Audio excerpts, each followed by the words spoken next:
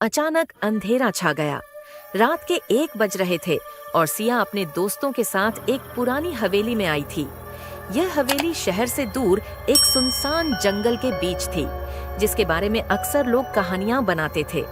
हर कोई कहता था कि यह हवेली अपने अंदर कुछ ऐसे राज छुपाए हुए है जो किसी ने देखे नहीं, सिर्फ महसूस किए हैं। सिया ने हवेली का दरवाजा खोला और एक ठंडी हवा का झोंका उसके चेहरे पर लगा। अंदर घंटी की हल्की सी आवाज गूंज रही थी। उसके दोस्त अमन, रिया और कबीर पीछे खड़े थे। अमन बोला, यह जगह सही नहीं लग रही, हमें वापस चलना चाहिए। रिया हंसते हुए बोली, क्या तुम सच में इतने डरपोक हो अमन? लेकिन सिया कुछ ज्यादा ही उत्सुक थी। उसने कभी ऐसी जगह देखी नहीं थी। हवेली की दीवारें पुरानी थीं और उन पर अजीब सी पुरानी तस्वीरें लटकी थीं, जैसे वो जिंदा हो। जब वो सब अंदर चले गए तो अचानक दरवाजा जोर से बंद हो गया। कबीर ने जल्दी से टॉर्च निकाली, लेकिन उसकी रोशनी काफी कमजोर थी। अंधेरा और गहरा हो गया। तभी कबीर ने बोला, कुछ तो गलत हो रहा है यहाँ।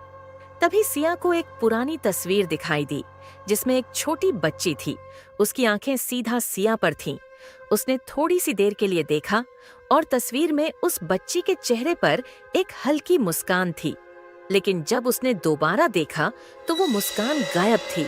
सिया का दिल तेज धड़कने लगा, लेकिन उसने अपने डर को छुपाते हुए कहा, चलो ऊपर चलकर देखते हैं। सभी दोस्तों ने सीढ़ी चढ़ना शुरू किया। हवेली की सीढ़ियां पुरानी थीं और कदमों की आवाज से वो धीरे धीरे चरमरा रही थी।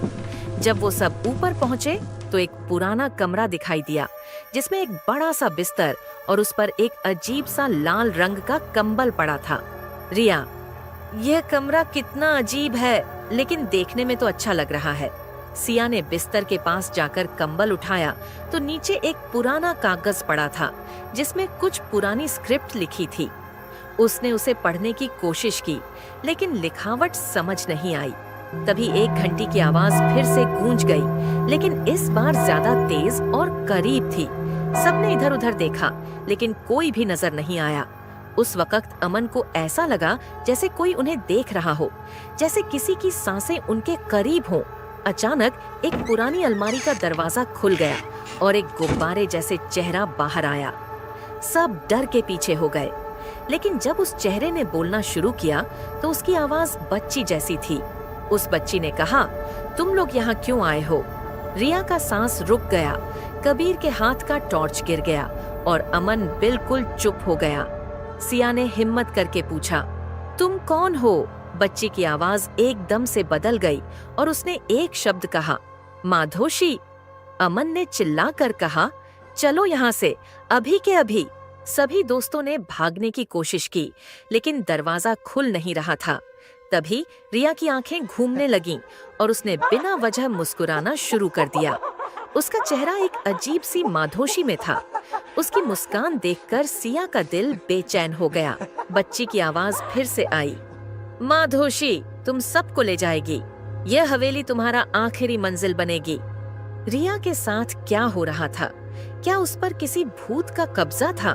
कबीर ने हिम्मत जुटाकर एक कांच तोड़ा, लेकिन जैसे ही उसने टूटे कांच से बाहर देखने की कोशिश की, उसे सिर्फ अंधेरा ही नजर आया। और तभी एक बड़ी सी मुस्कान उसका पीछा करने लगी। हर तरफ से चेहरे मुस्कुराते हुए दिखने लगे। अमन ने एक आखिरी कोशिश की और सिया का हाथ पकड़कर उसे नीचे खींच लिया, लेकिन रिया वहीं रह गई। एक अजीब सी हंसी का गुंजन उसके चेहरे पर छा गया। आखिरी पल में जब सिया और अमन भाग रहे थे, उन्होंने एक आखिरी बार मुड़कर देखा। रिया का चेहरा बिल्कुल मुस्कुराहट में डूबा था और उसके पीछे वो बच्ची खड़ी थी, जो धीरे धीरे हवेली के अंधेरों में खो गई। सिया ने कभी नहीं सोचा था कि उस रात का अंजाम इतना भयानक होगा। हवेली के राज ने उनकी जिंदगी बदल दी, लेकिन रिया कभी वापस नहीं आई।